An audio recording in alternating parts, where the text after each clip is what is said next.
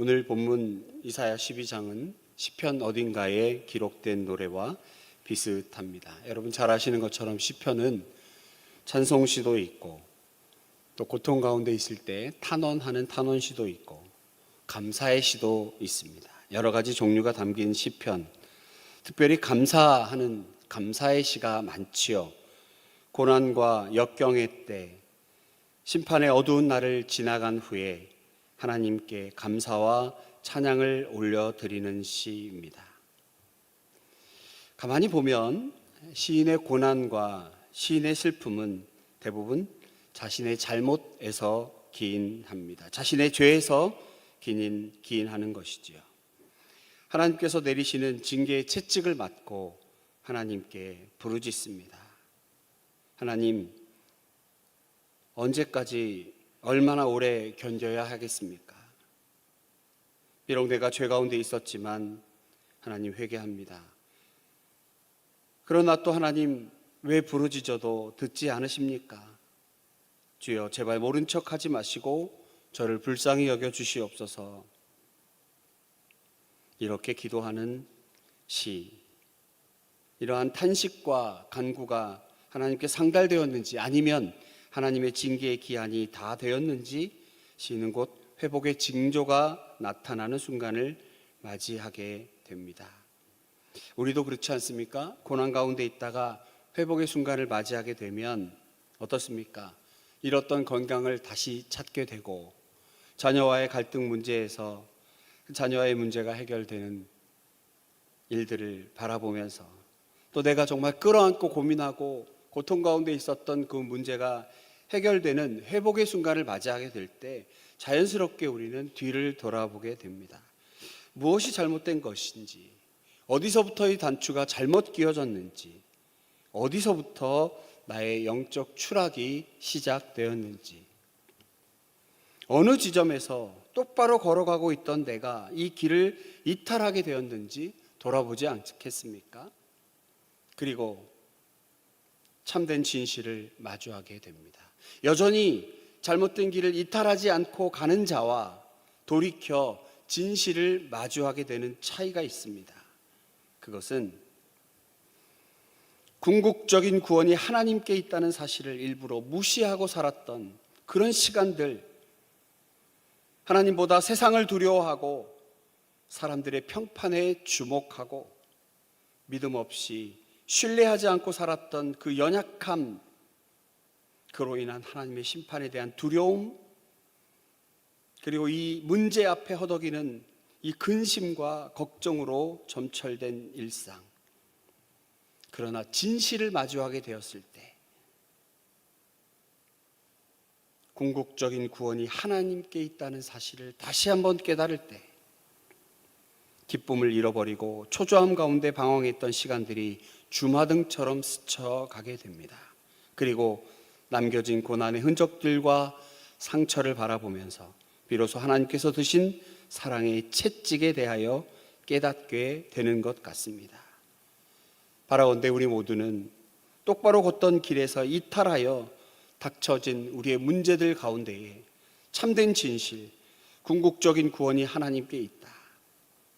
이 모든 일들 가운데에 내가 하나님을 믿음으로 신뢰하지 않고 내 마음대로 살았던, 오히려 두려움을 묵상하고 살았던 나의 모습들을 돌이키며 하나님께서 드신 사랑의 채찍을 깨닫는 우리가 되기를 소망합니다.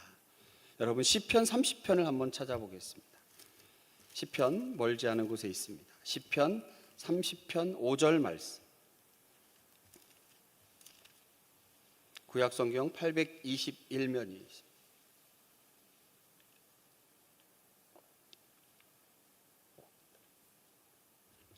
(30편) 5절 함께 읽습니다. 시작. 그의 노염은 잠깐이요 그의 은총은 평생이로다. 저녁에는 울음이 깃들지라도 아침에는 기쁨이 오리리라.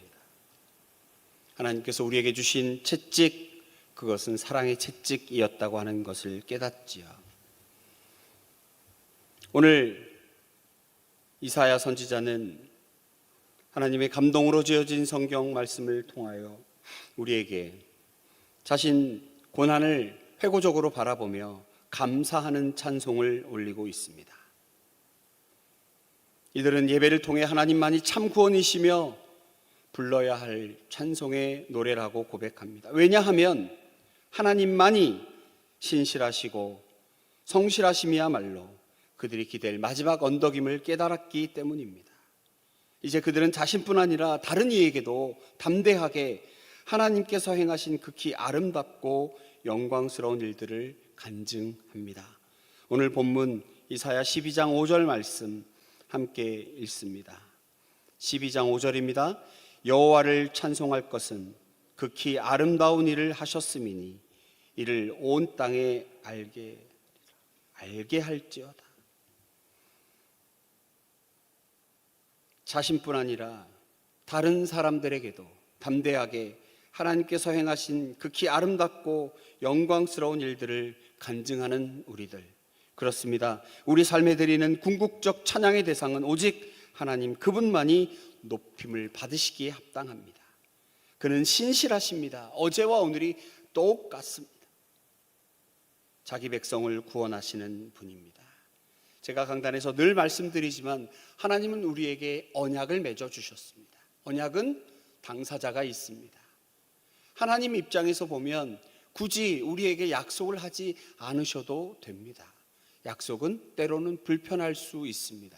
지켜야 할 의무가 있기 때문입니다. 안 하셔도 되는 약속, 이 땅을 지으시고 자기 마음대로 살아보겠다고 뛰쳐나간 인간을 향하여 화가 되신 하나님께서 이 세상을 자신의 의도와 다르게 그려져가는 그림 가운데 도화지를 찢고 새 도화지에 원하시는 그림을 그리셔도 되는데 친히 붓과 물감이 되어 도화지 안으로 띄어지는 화가의 모습, 이해할 수 없는 그 모습, 그리고 우리에게 약속을 해주십니다. 그리고 그 약속을 이행하시기 위해 약속을 지키시는 하나님, 신실하신 하나님, 내가 내 백성을 구원하리로다. 여러분 어떻습니까? 하나님의 신실하심을 믿고 날마다 즐겁고 기쁜 마음으로 하나님의 구원을 경험하며 우리에게 주시는, 우리에게 약속하신 그 생수의 물을 마셔야 할 것입니다. 오늘 본문 4절에서 6절, 그 날이 다시 한번 언급되고 있습니다. 그날은 포로에서 회복될 그날입니다. 그날 회복을 경험한 백성이 마땅히 해야 할 일은 감사입니다. 그들의 노력으로 얻어진 회복이 아닙니다. 오직 주의 은혜로 얻어진 회복이기 때문입니다. 이 감사는 한 번의 인사로 맞춰져서는 안 됩니다. 평생 잊지 말고 기억해내야 하는 단어입니다.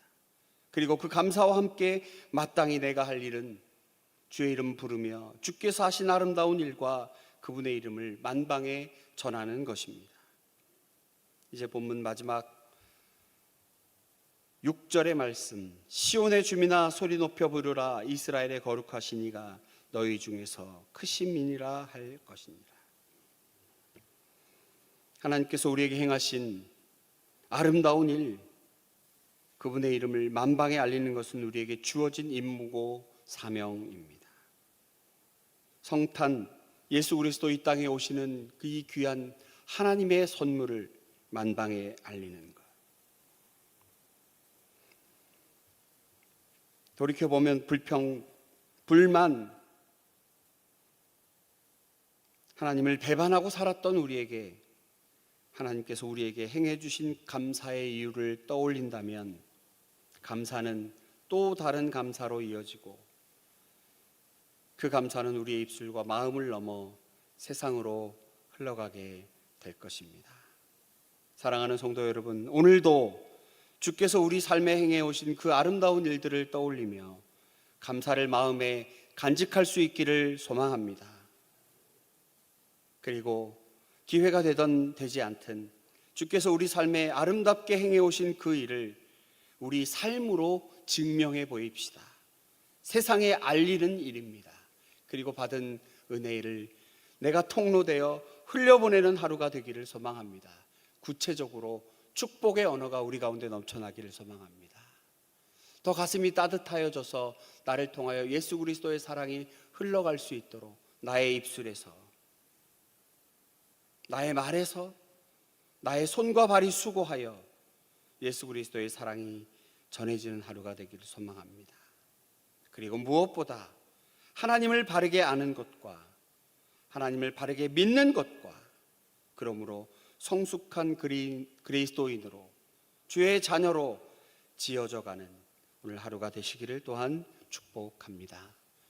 함께 기도하는 시간 갖겠습니다. 주여, 전능하신 주님, 오늘도 우리에게 감사의 찬송을 통하여 하나님 앞에 우리가 감사를 다시 한번 다짐하며 우리를 향하신 하나님의 그 놀라운 계획과 또 행하신 일과 날마다 부어주시는 은혜를 감사하게 하신 주님 감사합니다. 이 감사가 내게만 머물지 않게 하시고 세상으로 흘러넘칠 수 있도록 나를 사용하여 주시옵소서. 이 시간 기도할 때에 주께서 우리의 작은 기도, 가슴 끓는 우리의 애절한 기도를 주께서 들으시고 주의 병에 담아 응답하여 주시옵소서. 예수님 거룩하신 이름으로 기도하옵나이다. 아멘.